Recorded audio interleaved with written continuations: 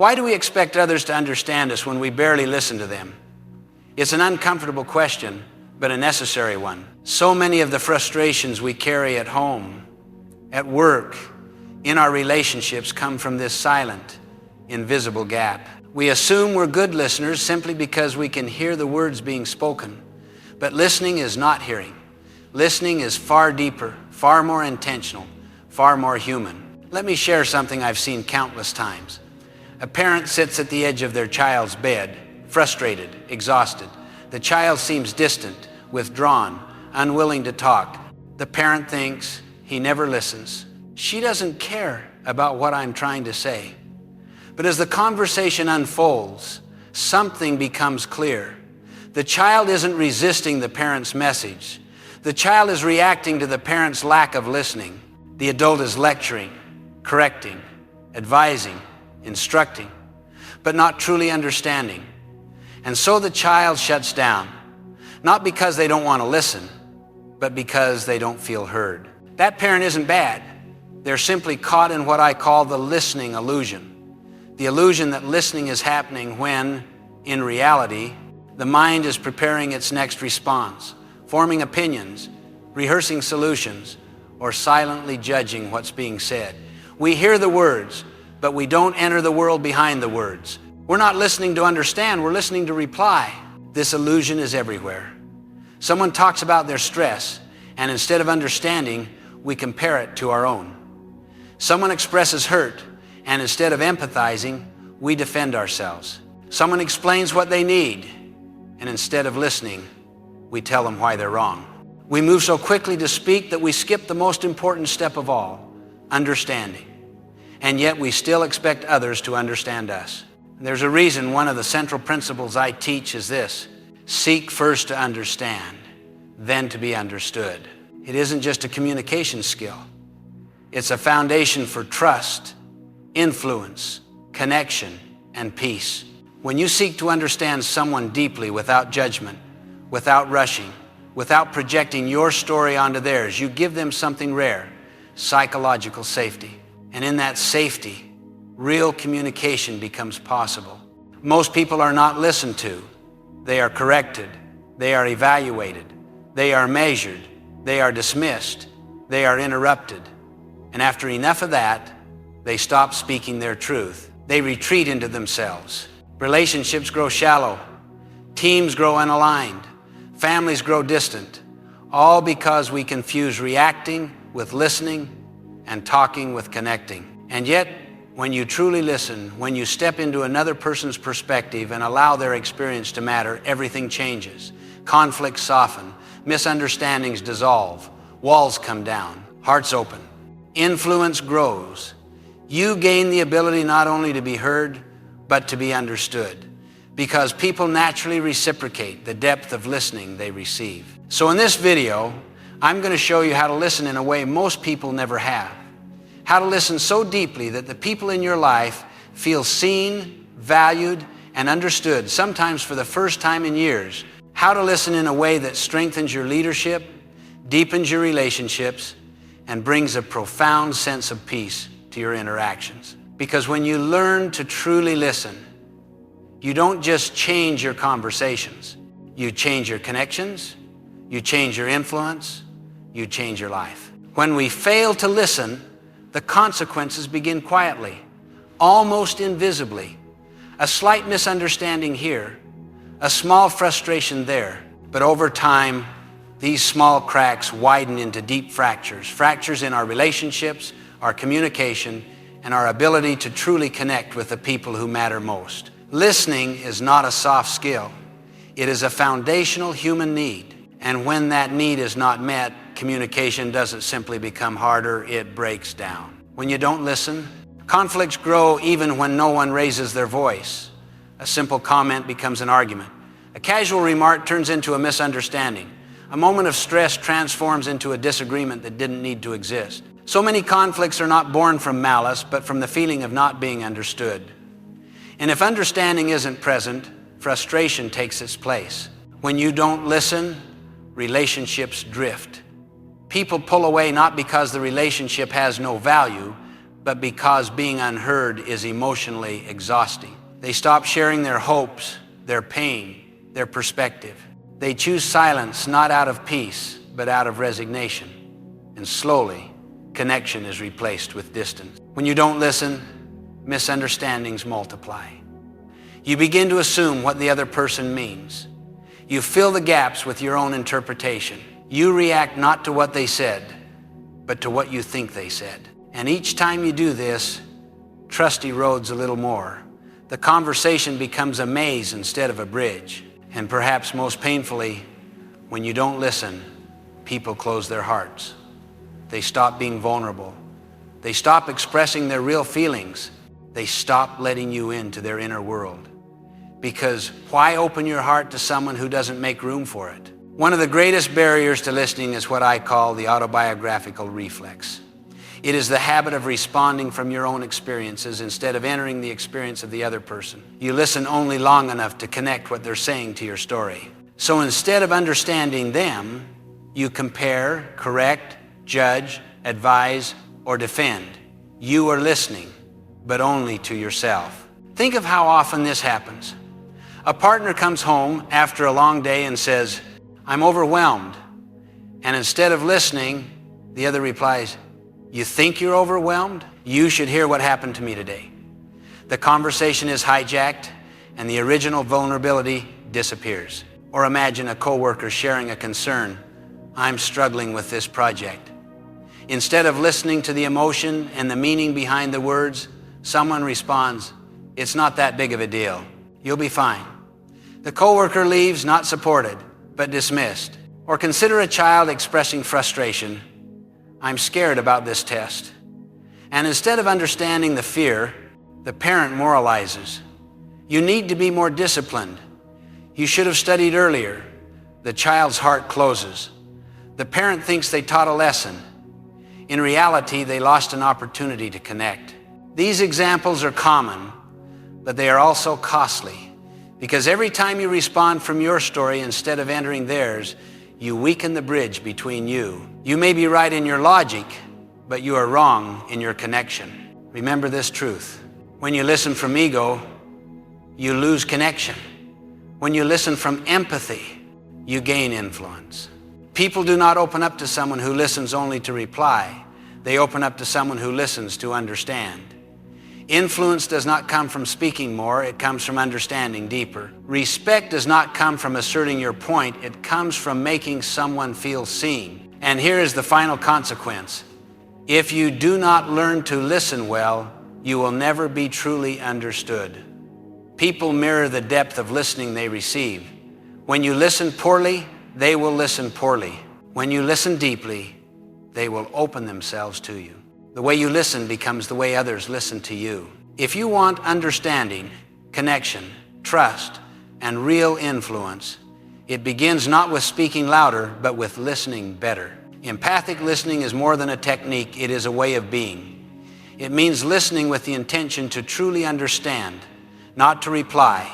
Most people listen to prepare their next sentence. Empathic listening asks you to listen to enter the other person's world, to see through their eyes, to feel through their emotions, to understand their meaning. When you listen in this way, something remarkable happens. People feel safe. And when people feel safe, they open their hearts. But the truth is, most of us never get to this level of listening because we carry 4 powerful barriers, the natural defenses of the human ear. The first barrier is filtering. You absorb only the parts that interest you or align with your views, and you unconsciously discard the rest. The second is judging. You evaluate the person while they're still speaking, labeling their words as right or wrong, smart or foolish, strong or weak. The third barrier is responding too quickly. You jump in with advice, solutions, or corrections long before you've understood the meaning behind the words. And the fourth barrier is projecting your own story onto theirs. Instead of entering their experience, you overlay your experiences, your fears, your values. You listen, but you listen as yourself, not as them. These barriers prevent connection. They turn listening into a negotiation instead of an act of understanding.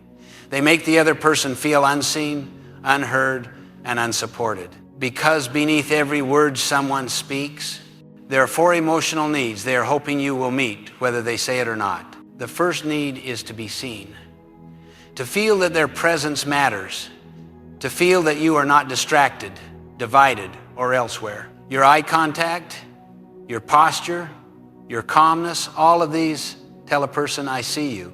The second need is to be heard, not just to have their words recognized, but to have their meaning understood. This means giving them the space to express their thoughts fully, without interruption, correction, or hurry.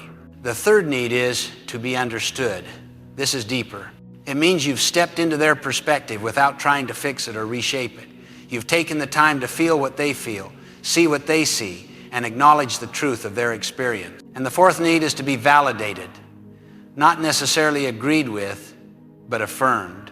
Validation says, your feelings make sense. Your experience is real. What you're saying matters. This is the emotional oxygen that allows people to keep speaking honestly. When you meet these 4 needs, people transform right in front of you. I once watched a leader walk into a tense meeting, voices raised, people frustrated, no one willing to listen. Instead of arguing or asserting authority, he simply began listening empathically. He reflected back what he heard, acknowledged emotions, and asked calm questions. The energy in the room changed. People lowered their voices, shoulders relaxed, accusations softened into clarity. Confusion became collaboration. He led without dominating, he led by listening. I remember an adolescent who had spent months closing himself off from his family. He felt misunderstood, criticized, and dismissed. One evening, a parent simply sat with him and said, "Help me understand what you're feeling. I won't judge, just talk to me." For the first time in a long time, the young man opened up, not because the parent had the right words, but because the parent finally offered the right presence, listening without fear, without judgment, without interruption. That moment began a healing that lectures and advice had failed to create. In every relationship, whether personal or professional, listening is the foundation of connection. And connection is the foundation of influence. You cannot help someone change if they do not feel understood by you. You cannot lead someone if they do not trust you. You cannot repair a relationship if the other person does not feel emotionally safe. This is why I often say, people open their hearts only when they feel safe. Empathic listening creates that safety. It is not about agreeing with everything. It is not about fixing everything. It is about creating a space where honesty can exist, where vulnerability is welcomed, and where understanding becomes possible. When you listen with empathy, you offer the rare gift of being present, not as a problem solver, not as a judge, but as a human being willing to understand another human being. And that gift changes everything. There is an uncomfortable truth that every leader, every parent, every partner must eventually confront. You cannot influence someone you don't understand. Influence is not born from authority, intelligence, or experience. Influence is born from connection, and connection is born from understanding. If you speak before you understand, your words may be logical, but they will not land. They will not heal. They will not guide. They will not transform. Real influence begins with listening, listening deeply, listening with humility, listening with the intention to comprehend the world inside another person. To develop this kind of influence, you must master what I call the 3 levels of listening. Most people never go beyond the first. The first level is listening with your ears, the most basic form of listening. You hear the words, you register the sounds, but you remain on the surface. There is no interpretation, no empathy, no depth. This level keeps conversations functional but rarely meaningful. The second level is listening with your mind. At this level, you analyze, interpret, and understand the logic behind the words. You connect ideas, notice patterns, and begin to grasp the content of the message. This is where problem solving becomes possible. But even here, something essential is still missing: the emotional world beneath the message. The third level is listening with your heart. This is empathic listening. Here, You move beyond words and logic and into the realm of emotion, intention, and meaning. You listen not only to what is said, but to what is felt. You listen for the fears unspoken, the hopes hinted at, the frustrations carried between the lines. You listen to understand the person, not the problem. And when you listen at this level, people feel it. They feel seen. They feel understood.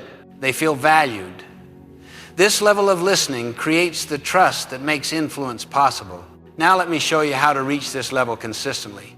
I call it the Covey Empathic Listening Method, a 4-step process that can transform any conversation if practiced with sincere intention. The first step is pause your judgment before you respond, fix, analyze, or react.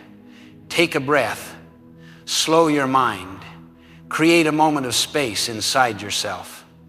Judgment is the enemy of understanding because it pulls you out of their world and forces you into your own. If you want to understand, you must suspend the impulse to evaluate. The second step is reflect their meaning.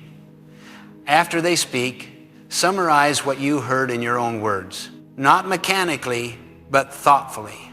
So what you're saying is, this shows the other person that you are not just hearing them, you are comprehending them. Meaning is the foundation of understanding. When you reflect it accurately, you build trust. The third step is reflect their feelings. This step is the heart of empathy. Say something like, it sounds like you're feeling frustrated, or I can hear that this has been really overwhelming for you. You are not agreeing or disagreeing, you are acknowledging. And acknowledgement is one of the deepest forms of respect. The fourth step is ask gentle, curious questions. Questions like, what mattered most to you about that? Or help me understand what you were hoping for. These questions invite deeper sharing. They communicate genuine interest. They encourage honesty. And they show that you value not only the information, but the person behind it. Let me give you a few vivid examples. Imagine a couple in conflict. One feels ignored, the other feels overwhelmed. If they use this method, pausing judgment, reflecting meaning, acknowledging emotions, you can watch the tension dissolve. The conversation shifts from accusation to understanding, from defensiveness to connection. They begin to see each other again. Or think of a workplace situation. A team member complains about workload. Instead of dismissing it, a leader listens empathically, reflects the meaning, validates the feeling, and asks curious questions.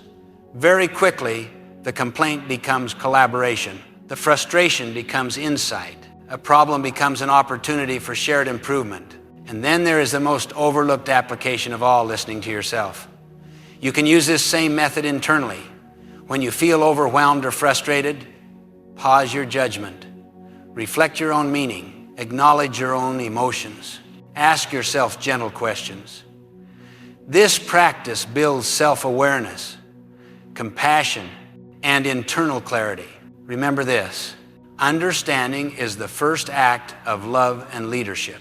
You cannot love someone deeply or lead someone effectively without first understanding their inner world. And when you master empathic listening, you develop the power to heal relationships, resolve conflicts, and create trust wherever you go. Because influence doesn't begin with speaking, it begins with listening. Becoming a great listener is not a matter of talent, it is a matter of practice. Empathy is not something you turn on only during meaningful conversations. It is a daily discipline, a way of approaching every interaction with intention and presence. And the truth is, you don't need complicated systems to strengthen your listening. You need simple, repeatable habits that train your mind to slow down, open up, and genuinely connect. These practices may appear small, but practiced consistently, they will reshape the way you relate to others and to yourself. The first practice is what I call the 10-second pause. Before you respond to someone, especially when emotions are involved, pause for 10 seconds. Breathe deeply. Allow your mind to settle and your heart to soften. Most misunderstandings come from responding too quickly, from reacting rather than choosing. This simple pause interrupts the automatic impulse to defend, correct, or fix. It gives you space to listen with clarity instead of ego. It is one of the most powerful tools you can use to keep conversations grounded and compassionate. The second practice is the emotional labeling technique. Before you formulate your opinion or prepare your response, identify the emotion the other person is expressing. Are they frustrated, worried, excited, hurt, confused? When you label the emotion, you remind yourself that you are not just listening to words, you are listening to a human being with a real emotional experience. This shifts your perspective from analysis to empathy. It helps you focus on understanding the person rather than debating the content. The third practice is the curiosity rule. Make it a habit to ask at least 2 questions before offering any solution, advice, or opinion. Curiosity slows your ego and opens your heart. Questions such as, what made you feel that way? Or what were you hoping would happen? Show genuine interest and communicate respect. They help you gather context that would otherwise be lost. And most importantly, they help the other person feel valued and understood. The fourth practice is the mirror sentence. So what I hear you saying is, this simple phrase is one of the most powerful tools of empathy. It tells the speaker, I am not rushing, I am not interpreting, I am seeking to understand. When people hear their own meaning reflected back, they feel validated. They feel safe to open up further. And often, this simple reflection helps clarify misunderstandings before they grow into conflict. Mirroring is not about repeating words, it's about reflecting meaning and emotion with sincerity. The fifth practice is the family listening ritual. Choose 5 minutes each day where every member of your home gets to speak while everyone else listens without interruption. No correcting, no debating, no defending, just listening. This ritual may seem small, but it can transform a household. It builds trust, encourages vulnerability, and teaches children and adults the value of being present with one another. Families that listen well, love well. The sixth practice is the silent walk. Take a short walk with someone, your partner, your child, a friend, without trying to fill every moment with words. Pay attention to their body language, their expressions, their pace. Observe the unspoken communication. Silence often reveals truths that words hide. This practice teaches you to listen with your eyes, your awareness, and your presence, not just your ears. The seventh practice is a simple but powerful one. Morning intention. Begin your day by saying, today I seek first to understand. This intention sets the tone for interactions throughout the day. It reminds you that listening is not something you do occasionally, but part of who you are becoming. When you set this intention each morning, you walk into the world with a mindset of empathy rather than reaction. When these practices become part of your daily life, the results are profound. You will experience fewer conflicts because people feel heard rather than challenged. You will build greater trust because others know they can speak honestly without fear of judgment. You will develop deeper connections because listening creates emotional closeness. You will gain more authentic influence because influence begins with understanding, not persuasion. And you will cultivate inner serenity because listening calms the ego and opens the heart.